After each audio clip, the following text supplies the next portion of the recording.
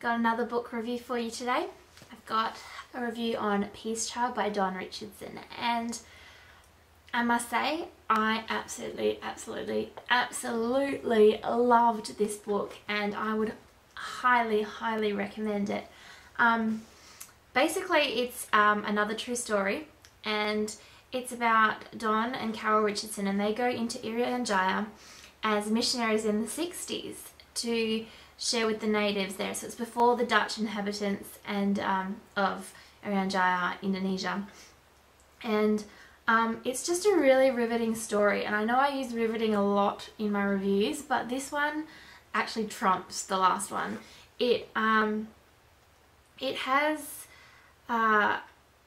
like, you kind of know what's going to happen. It's one of those stories you kind of get what's going to happen in the end, but you just have no idea how it's going to happen. And so much drama, so much activity, so much actually happens, and like, it really grabs me because, again, this is real. This really happened to this guy's life. And I just wanted to read a little bit of the introduction to you so you can kind of get what it's about. In 1962, Carol and I went to live among the Sawai.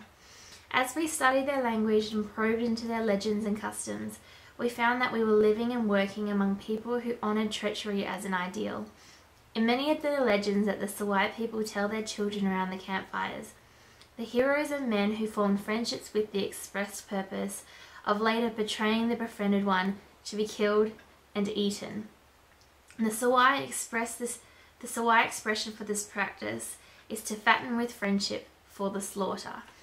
And this couple, and they've got a young boy as well, they go and they live among the Sawai people. And so it's just amazing because it would have been really hard. It would have been really frightening and really discouraging, because it's not till the very end, obviously, because it's a book and it's got a climax at the end, where they actually break through, but you were just so gripped by it. It was one of those books that you end up going to bed at 3-4 o'clock in the morning when you have to get up for work at 6. That's what it was for this book, and I have no negative points about it because I loved it so much. So yeah, alright, second book review is of The Shack. So The Shack by W.M. Paul Young is a story about a father named Mackenzie whose youngest daughter gets abducted on a family camping trip. And then after, it's been some time and the family have grieved, he gets this weird letter in the post, which he thinks actually might be from God. So he decides to go out to the shack where they find evidence of his daughter's murder. So they found some things. So he goes back to this shack and he encounters God, pretty much. And I really enjoyed the story. I got a lot of revelation out of it. One particular part I was reading is he was talking with Soraya, who is sort of the representation of the Holy Spirit, and she says to him, can you clean yourself with the same mirror that shows you how dirty you are? And she's talking about how Christians absorb themselves in the law, where it really should be about letting that law show you that you need God.